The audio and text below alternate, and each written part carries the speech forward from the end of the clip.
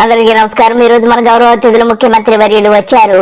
Sorry, ఈ రోజు హిందూ మతం గురించి, హిందూ మతంలో ఉన్నటువంటి విశిష్టత గురించి, అలాగే వివాహ వ్యవస్థ గురించి, హిందూ మతంలో ఎలా చేసుకుంటారు, పెళ్లిళ్ళు ఎక్కడవుతాయి, అసలు విడాకులు తీసుకోకూడదు, అన్ని విషయాలు మనకి చాలా చక్కగా చెప్పడానికి బాబు గారు వచ్చారు. బాబు గారు, మీరు మొదలు పెట్టండి. దేశం యొక్క నేషన్ క్యారెక్టర్ ఇది ఇంపార్టెంట్. అందుకే మీ మీటింగ్లో నేను చూస్తూ ఉంటారు. ఎక్కడి నుంచి వచ్చిందండి హిందూ కుటుంబ విలువలు? బాబు గారు, మీరు అలా అడిగితే మేమేం చెబుతాం బాబు గారు? మాకంత నాలెడ్జ్ ఎక్కడిది బాబు గారు? మీకు తెలిసిన విషయాలు మాకెక్కడ తెలుస్తాయి బాబు గారు? వివాహ వ్యవస్థ అంటే మీకే బాగా తెలుసు బాబు గారు, దయచేసి చెప్పండి. ఎక్కడి నుంచి వచ్చింది? లెగసీనే కదా. ఆ లెగసీ ఎక్కడి నుంచి వచ్చింది? హిందూ ధర్మం నుంచి కదా మనకందరికి వచ్చేది. చిన్నప్పటి నుంచి ఏం చేయాలని మన కుటుంబంలో పెద్దలు చెప్పిన సాంప్రదాయాల ప్రకారమే కదా. మీరు వేరే మతాల్లో ఉన్నారు, వాళ్ళ గౌరవాలు వాళ్ళకు ఉన్నాయి. మనం ఎందుకు చిన్నప్పుడు అనుకుంటాం పెళ్ళి అవుతానే? స్వర్గంలో జరిగింది పెళ్ళి, విడాకులు ఇవ్వడం కరెక్ట్ కాదు. గుర్తెట్టుకో, వదిలేదే లేదు నిన్ను. బాబు గారు, మీరు నోటికి వచ్చినట్టు మాట్లాడితే మేము ఒప్పుకోము.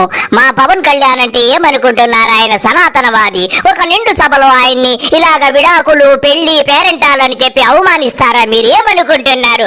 మీకంతగా ఇష్టము లేకపోతే మా పవన్ కళ్యాణ్ గాని రూములోకి తీసుకువెళ్లి చంప మీద ఒకటి పీకండి గాని ఇలాగ నిండు సభలో అవమానపరిస్తే మా పవన్ కళ్యాణ్ గారి సంగతి మీకు తెలుసు కదా. మీ బతుకు ఏమవుతుందో మీరు ఒక్కసారి ఆలోచించుకోండి. మా మోడీ గారికి చెప్పారంటే మీ పరిస్థితి ఏమిటో ఒక్కసారి గుర్తు తెచ్చుకోండి. అనవసరముగా విడాకులు, హిందూ వివాహ వ్యవస్థ అని చెప్పి మా పవన్ కళ్యాణ్ గారి రెచ్చగొడితే మీకు పుట్టగతులుండవు. మా పవన్ కళ్యాణ్ కు కోపం వస్తే మీరు తట్టుకోలేరు. హిందూ ధర్మం కాదా? కలిసి ఉండాలి భార్య, భర్త, పిల్లలు. ఇది హిందూ ధర్మం కాదా? ఈ విలువలు ఎక్కడున్నాయి? ఈ సెక్యూరిటీ ఎక్కడుంది? ఫ్యామిలీ సెక్యూరిటీ, ఇవన్నీ. That is where we derived. We are fortunate. బాబు గారు, మీరు చాలా ఎక్కువ మాట్లాడుతున్నారు. ఇక్కడ మాట్లాడడమే కాదు, మీరు అంతర్జాతీయ వేదికల మీద కూడా మా పవన్ కళ్యాణ్ యొక్క వివాహాల గురించి చర్చించినట్టు తెలుస్తుంది. నేను ఇక్కడ చెప్పడం కాదు, ఇంటర్నేషనల్ ప్లాట్ఫామ్స్ చెప్తున్నా. ఇది కాబట్టి ఇవన్నీ మనం గుర్తుపెట్టుకోవాల్సిన అవసరం ఉంది. ఏమన్నారు బాబు గారు? మీరేమి చెబితే, ఏమి సొల్లు చెబితే అన్ని మేము గుర్తు పెట్టుకోవాలా? మీరు చెప్పేది ఏమన్నా భగవద్గీత, లేకపోతే ఖురానా, లేక బైబిలా? ఏమని గుర్తు పెట్టుకోవాలి? మీ సొల్లు తగలట. నువ్వు చెప్పిందల్లా మేము గుర్తు పెట్టుకోవడానికి ఎలా కనపడుతున్నావు? బతుకొచ్చాడా. దీన్ని మనం కాపాడుకుంటూ ముందుకు పోవాలి. ఇకపోతే గతంలో చిరంజీవి గారు, వారి తమ్ముడు పవన్ కళ్యాణ్ గారు ఎంతో అట్టహాసముగా ప్రజారాజ్యం అనేటువంటి పార్టీని ఒకటి స్థాపించి అందరి కొంపలు ముంచేసి అందరి దగ్గర దోచేసుకుని చక్కగా పార్టీని చాప చుట్టేసి సంక నాకిచ్చేసి ఎంతో చక్కగా పార్టీని కాంగ్రెస్ లో విలీనం చేసినప్పుడు ఎవరున్నారు? పరకాల ప్రభాకర్ రావు గారు కూడా ఉన్నారు. ప్రభాకర్ రావు గారితో కూడా విభేదించారు ఈ అన్నదమ్ముల ధ్వజము. అంటే ఎంత నీచులు! ఒక్కసారి ప్రభాకర్ రావు గారి మాటల్లోనే విన్నాము. ముందుగా మా ఒక్క పవన్ కళ్యాణ్ గారు ఎప్పుడు ప్రభాకర్ గారు ఏదో అన్నారని రెచ్చిపోయారట. నేనుండింటే ఏమి చేద్దునో మీకు తెలుసు కదే. ఆ సభలో నేను లేను కాబట్టి ప్రభాకర్ బతికిపోయాడన్నాడట. కార్చండి పవన్ కళ్యాణ్ గారు మీ సొల్లు. ప్రభాకర్ గారు ఇప్పుడు ఈ రోజున ఆంధ్రప్రదేశ్ కి ఆయన ఏదో ప్రతినిధి. ఆయనకి ఏదో మధ్యలో రిజైన్ చేశారో ఏదో, నాకు 2-3 న్యూస్ ఉన్నాను కానీ బట్ కొంతకాలం అయితే పని చేశారు. ఎందుకు 2-3 మీటింగ్స్ లో ఆయన చూశాను. ఆ రోజున ప్రజారాజ్యం పార్టీ వేదికను చేసుకుని అదే పార్టీ వేదిక కోసం అదే పార్టీని తిడుతున్నాడు. అంత స్వేచ్ఛ స్వాతంత్రాలు ఉన్నాయి ఆయనకి, అంత ధైర్యం ఉంది. కానీ ఆయన అదృష్టం ఏంటంటే నేను లేను ఆ రోజు పక్కన. అంతే, నిజంగా చాలా అదృష్టవంతుడు పవన్ కళ్యాణ్ గారు. ఆయన అదృష్టం బాగుందో నీ దురదృష్టమో ఆయన అదృష్టమో తెలియదు గాని నువ్వు పక్కన నుండింటే బూతుల పంచాంగము కొడకల్లారా చెప్పుతో కొడతాను, గుడ్డ నిప్పేస్తాను, పీకి మీద కాలేసి తొక్కేస్తాను, ఇరగ తీసేస్తాను, తోళ్లు తీసేస్తాను, మక్కికి మక్కి తీసేస్తానని సొల్లు చెప్పేవాడి అంటే కదా. నాకు తెలుసు కదా నీ బతుకు. ఏంటంటే ఆ రోజు పక్కన ఎలా ఉండేదో అది ప్రత్యేకించి ఒక సందర్భం అయింది, చాలా మంది మాట్లాడుకోవాలి. పవన్ కళ్యాణ్ గారు, మీరు చిన్నప్పటి నుంచి భోజనం తింటున్నారా లేకపోతే అదే తింటున్నారేమో నాకు తెలియదు, కానీ మీరంత తిట్టినట్టుగా ఈ దేశంలో ఏ రాజకీయ నాయకుడు తిట్టిండడు. అన్ని బూతులు తిట్టావురా నువ్వు. నీ నోటి నుంచి వచ్చిన బూతు ఒకటా రెండా మూడా? ఇప్పుడేదో సనాతన ధర్మం అంటావు, వేదాలు వల్లిస్తావు, కాషాయ గుడ్డలు కడతావు. నీ బతుకు చెడ, నీ బూతులు నువ్వేమోసారి వినరా?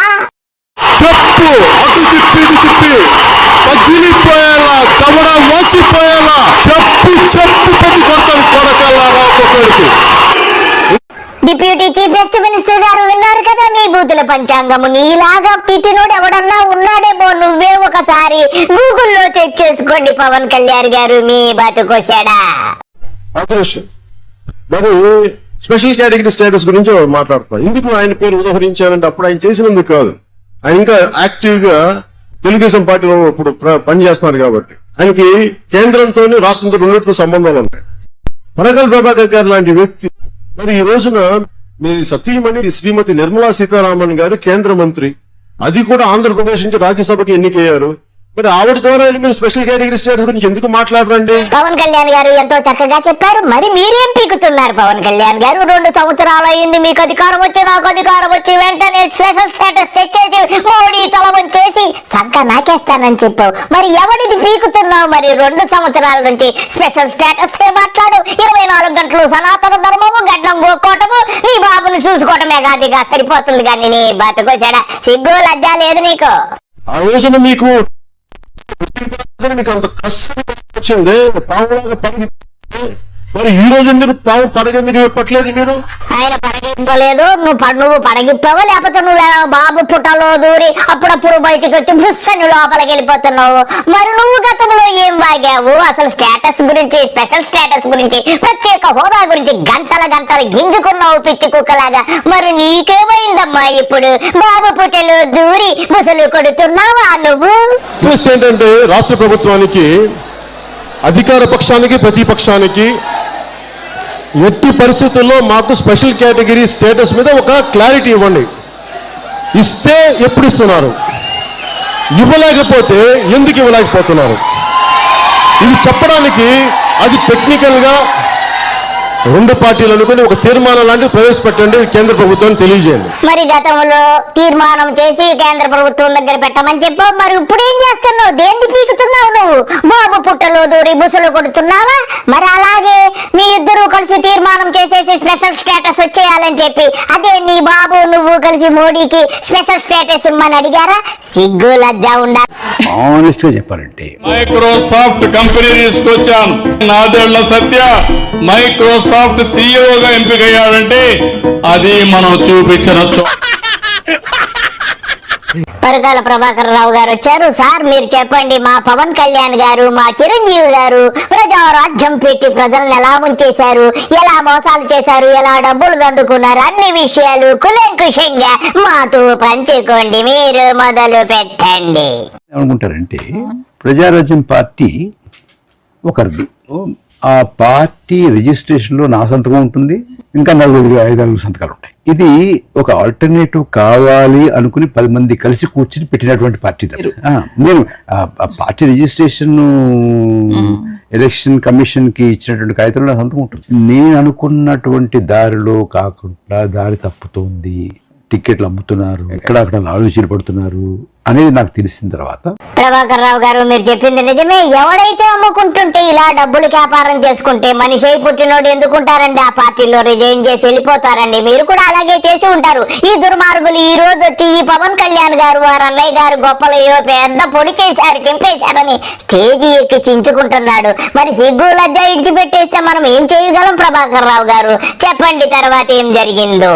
ఎన్నికలకు ముందే నేను పార్టీ నుంచి బయటకు వచ్చాను. ప్రధానంగా ఆనెస్ట్ గా చెప్పాలంటే ఇద్దరి మీద నాకు అభిప్రాయం లేదు, పట్టించుకోనమ్మా. ఎందుకంటే నేను చాలా నుంచి ప్రజా జీవితంలో ఉన్నాను.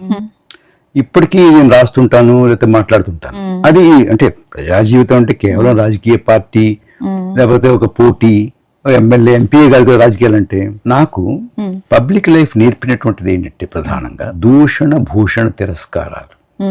ఈ మూడు సమానం. దూషణ భూషణ తిరస్కారాలన్నీ కూడా ఒకటే అని ఎంతో చక్కగా చెప్పారు ప్రభాకర్ గారు. ఈ యొక్క పవన్ కళ్యాణ్కి అదేనండి చీఫెస్ట్ మినిస్టర్ కి 24 గంటలు దూషించడమే తప్ప అది నోరు కాదని చెప్పి అందరికీ తెలిసిపోయింది. కాబట్టి ఇటువంటి దుష్టులతో మీరు చేరకుండా ఉండడమే ఎంతో మంచిది. అందరికీ నమస్కారము. బాయ్.